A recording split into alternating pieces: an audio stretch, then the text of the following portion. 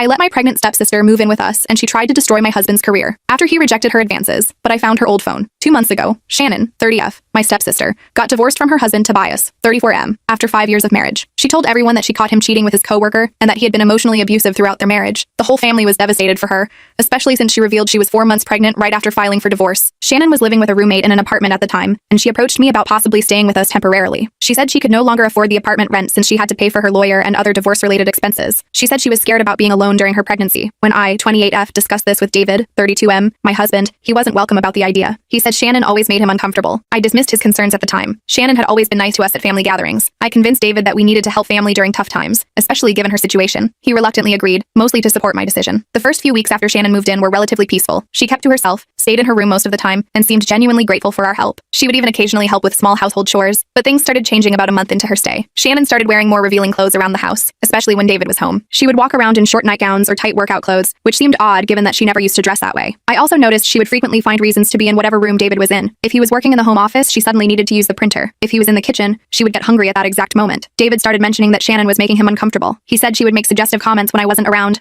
like asking if he ever thought about what it would be like with someone else, or saying how lucky I was to have such a handsome husband. She would also find excuses to touch him, brushing against him in the hallway, touching his arm while talking, or asking for help reaching things she could easily get herself. I hate to admit it, but I didn't take his concerns seriously enough. I thought he was being oversensitive and told him she was probably just being friendly. Last week, I decided to throw Shannon a baby shower. She had been talking about feeling sad that she wouldn't get to celebrate her pregnancy properly because of the divorce, so I wanted to do something nice for her. I invited family members and some of her close friends. The shower itself went well. Everyone seemed to have a good time. Shannon appeared happy, and there were no obvious issues, but everything fell apart the next day. Shannon posted a long message on social media claiming that David had been sexually harassing her throughout her stay with us. She said he would make inappropriate comments when I wasn't around, deliberately walk in on her in the bathroom, and try to touch her whenever possible. The worst part was her claim that during the baby shower, David had cornered her in the kitchen and tried to forcefully kiss her, stopping only when he heard someone coming. My family's reaction was immediate and brutal. My stepmom Claire called me screaming, saying she always knew there was something off about David and that she couldn't believe I had let a predator into our family. My dad sent me a text saying he was disgusted with both of us and needed time to process this. Shannon's friends started flooding David's social media with hateful messages, calling him a predator and threatening to report him to his school. David was completely devastated. As a teacher, these kinds of accusations could destroy not just his current job, but his entire career. He could barely speak when he showed me the emails he was getting. Some parents from his school had already seen Shannon's post and were demanding he be fired. I tried talking to Shannon,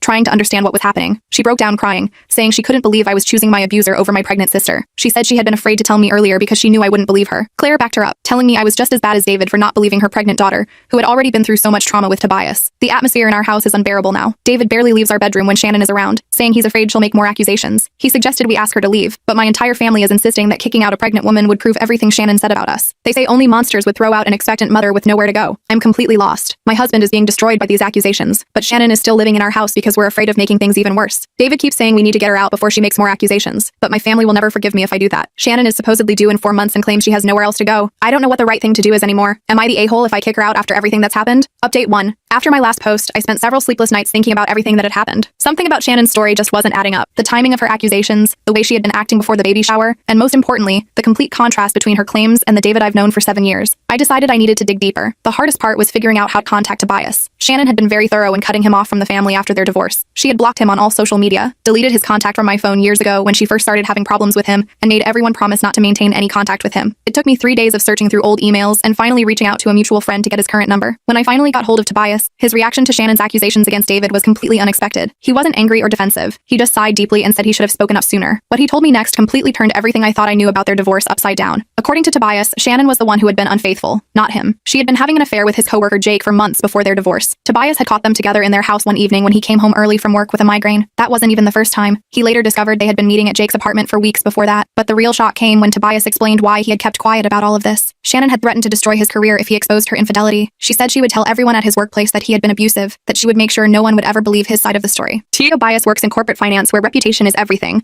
and he couldn't risk those kinds of accusations. Tobias sent me a folder of evidence he had been keeping, just in case. There were screenshots of text messages between Shannon and Jake, dating back months before the divorce. There was security camera footage from their home showing Shannon sneaking Jake in while Tobias was at work. There were even emails where Shannon threatened to ruin Tobias if he ever told anyone about Jake. He said he had initially kept quiet about everything because of the pregnancy. Despite everything Shannon had done, he didn't want to stress her out and potentially harm the baby. But after hearing about what she was doing to David, he couldn't stay silent anymore. He said he felt partly responsible because his silence had allowed Shannon to maintain her image as the innocent victim. I spent an entire day going through all the evidence Tobias sent me. The messages between Shannon and Jake were explicit and left no room for doubt. They had been planning meetups, discussing their future together, even talking about how they would handle it when Shannon eventually left Tobias. It was all there in black and white. I confronted Shannon with everything I had found. I expected her to deny it or try to explain it away, but she completely broke down instead. Through her tears, she admitted that she had made up the accusations against David. She said she had developed feelings for him over the past few weeks. She said David was always so kind to her, always willing to help, and she thought they had a special connection. When she finally made a move on David and he firmly rejected her, she got angry. She said she felt humiliated and wanted to hurt him like he had hurt her. She admitted she had planned the accusations carefully, waiting until after the baby shower when everyone would be paying attention to her social media. I recorded our entire conversation, hoping it would help clear David's name. But when I showed everything to my family, including Tobias's evidence and Shannon's confession, they still wouldn't believe us. Claire accused us of manipulating or bribing Tobias to lie. She said we must have threatened Shannon to get her to confess. My dad still isn't speaking to any of us. The worst part is that Shannon is still living here. Claire threatened to tell everyone we threw out a pregnant woman in her second trimester if we try to make her leave. She's been telling people we're trying to coerce her into changing her story. David is barely holding it together. Someone, and I strongly suspect it was Claire, sent anonymous emails to his school administration about Shannon's accusations. He had to attend a meeting with the principal and school board yesterday. Even though they haven't taken any action yet, he's terrified of losing his job. We're looking into legal options now, but our lawyer says defamation cases are difficult to prove. I feel horrible for not believing David's instincts about Shannon from the start. He knew something was off about her, but I dismissed his concerns. Now his reputation and career are at risk, and I can't help feeling like it's partly my fault for insisting we let Shannon move in with us. Update 2. The situation has gotten even more complicated over the past few weeks. Shannon is still living with us because of the constant pressure from my family. Last weekend, while helping her move some boxes in her room to make space for the baby furniture Claire bought her, I found her old phone tucked away in a shoebox. It was an iPhone she used before upgrading last year,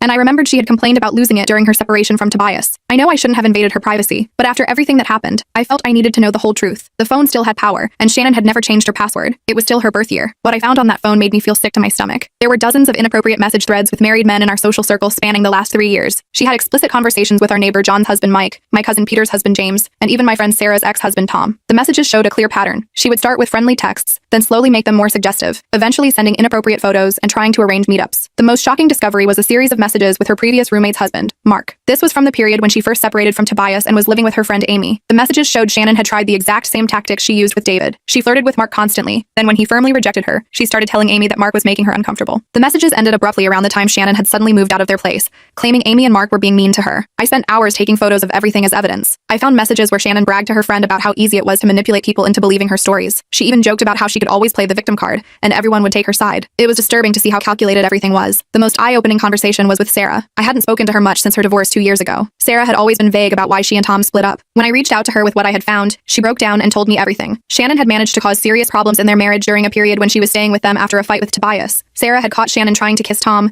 but when she confronted them, Shannon had turned it around and accused Tom of harassing her. Their marriage couldn't survive the stress and trust issues that followed. I also found messages proving that Shannon knew about Jake, Tobias's coworker, long before the supposed cheating discovery. They had been planning their affair for months, and Shannon had even helped Jake create a fake email account to send anonymous tips to Tobias's workplace about his supposed misconduct. It was all part of their plan to discredit Tobias before he could expose their affair. The most recent messages on the phone were with Claire from just before Shannon moved in with us. They were discussing how Shannon could save money by staying with us, with Claire suggesting Shannon should play up the pregnancy angle to gain sympathy. There were even messages where they talked about how David seemed like an easy target because he was always trying to be nice to everyone. I showed everything to David, and he was both relieved and horrified. Relieved because we finally had solid proof of Shannon's pattern of behavior, but horrified at how long she had been manipulating everyone around us. We're documenting everything and have contacted our lawyer again. The evidence from the phone might help us fight back against her accusations. I haven't confronted Shannon about the phone yet. She hasn't even noticed it's missing from her old belongings. I'm gathering more evidence and trying to contact other people she's hurt before I make my next move. David thinks we should take everything directly to my dad, but I want to make sure we have the full picture first. Update 3. I finally hit my breaking point last week. After collecting all the evidence and speaking with several people Shannon had hurt over the years, I decided to confront everything head on. My dad was hosting a family dinner to try to mediate the situation between all of us. He still wasn't talking to David directly, but he had started responding to my texts at least. I spent days organizing all the evidence. I had everything printed out. The messages from Shannon's old phone, Tobias's security camera footage, statements from Sarah and her former roommate Amy, and even messages from other victims who had reached out to me after hearing what happened. I also had a signed statement from Tobias explaining everything about their divorce and Shannon's affair with Jake. When we arrived at my dad's house, Shannon was already there with Claire. She was showing off her baby bump and talking about how stressful everything had been with David and me harassing her. Claire was hovering around her protectively, shooting dirty looks at David whenever he moved.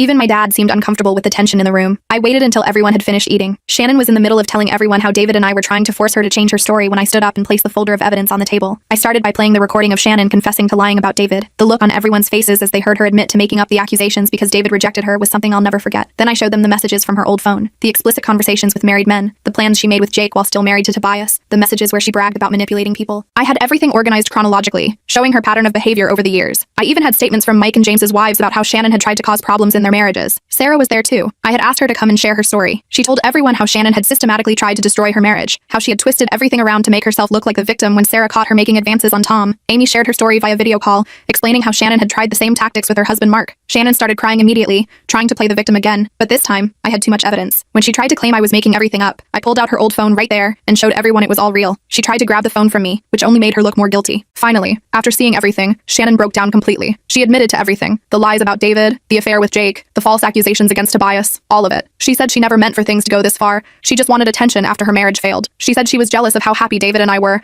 and how well respected he was in the community. The reaction from my family was intense. My dad was completely shell-shocked. He kept looking between Shannon and me, like he couldn't believe what he was hearing. Several of our relatives left the room in disgust. Even Claire seemed stunned at first, though she quickly recovered and tried to defend Shannon. Claire started saying that we all drove Shannon to this by not being supportive enough during her divorce. She tried to blame Tobias for everything, saying if he had been a better husband, Shannon wouldn't have needed to seek attention elsewhere. When that didn't work, she tried to blame me for not being a better stepsister and understanding Shannon's needs. But the most surprising reaction came from my dad. He finally spoke up and told Claire to stop making excuses for Shannon. He said he had watched Claire enable Shannon's behavior for years, always finding ways to justify her actions and blame others. He apologized to David directly for not trusting him, saying he should have known better than to believe such serious accusations without proper evidence. Shannon left the dinner in tears with Claire following her. Several family members have reached out to David and me since then to apologize for believing Shannon's lies. Some of them shared their own stories about times when Shannon had tried to cause problems in their relationships, but they had dismissed it as her being dramatic. The truth about the baby's father also came out during all this. It was Jake's child, not Tobias's like she had claimed. Tobias had known this all along but kept quiet to protect her, which only made me feel worse about how we all treated him. Update 4. Shannon moved in with Claire last week after we finally told her she had to leave our house. She didn't put up much of a fight this time. I think she knew she had lost all leverage she previously had. The day she left, she tried one last time to play the victim, crying about how she had nowhere else to go, but David and I stood firm. Claire has been on a rampage ever since the family dinner. She keeps calling and texting everyone in the family, demanding that I apologize to Shannon for humiliating her publicly and destroying her reputation. According to Claire, I should have handled everything privately, instead of exposing Shannon at the family dinner. She said I was cruel to embarrass a pregnant woman in front of everyone, and that I should have found a gentler way to address the situation. The irony of her demands isn't lost on me. She wants me to apologize to Shannon for exposing her lies, but sees nothing wrong with Shannon nearly destroying David's career with false accusations. Claire even tried to convince my dad that Shannon's pregnancy hormones were to blame for her behavior, and that we should all forgive her because she's going through a difficult time. Most of the extended family has completely cut ties with Shannon and Claire. My Aunt Maria, who initially was one of Shannon's strongest supporters, told Claire to stop calling her after she kept insisting that we were all being too hard on Shannon. Even my cousin Peter, who usually tries to stay neutral in family conflicts, blocked both of them on social media after Claire tried to minimize what Shannon had done to his marriage. My dad finally opened up to me about Shannon's past behavior. He admitted that there had been similar incidents in high school. Shannon had accused 2 different teachers of inappropriate behavior when they gave her poor grades, and Claire had always defended her. He said he regrets not seeing the pattern earlier and apologized again for doubting David. He's been trying to make amends by standing up to Claire and supporting us publicly. David's job is secure now that the truth is out. The school board formally dismissed all accusations after several people came forward to expose Shannon's history of false claims. Some parents who had initially demanded David's firing even wrote letters apologizing for believing the accusations without evidence. We're in the process of moving to a different neighborhood, not because we have to, but because we want a fresh start away from all the drama. We found a nice house closer to David's school, and my company has an office in that area where I can transfer. I haven't spoken to Shannon or Claire since the family dinner, and I don't plan to ever again. Some of Shannon's victims are considering legal action against her. Sarah and her ex-husband Tom are talking to a lawyer about filing a civil suit for the damage she caused to their marriage. Amy and Mark are also looking into their legal options. Even Tobias is reconsidering his decision to stay quiet about her false allegations at his workplace. Jake, the coworker Shannon had an affair with, wants nothing to do with either Shannon or the baby. When everything came out, he apparently told her he never wanted a serious relationship and blocked her number. Claire is now telling everyone that Jake manipulated Shannon and took advantage of her vulnerable state during her marriage problems. Shannon is still living with Claire, playing the victim and telling anyone who will listen that we're all conspiring against her. She's been posting vague messages on social media about forgiveness and how people don't understand her struggles. Claire keeps supporting this narrative, commenting on every post about how strong Shannon is for surviving our abuse. The hardest part of all this isn't the moving or the family drama, it's knowing that my stepsister was willing to destroy my husband's life just because he rejected her advances. That kind of calculated malice isn't something I'll ever be able to forgive or forget. At least now everyone knows the truth, and David and I can finally move forward with our lives.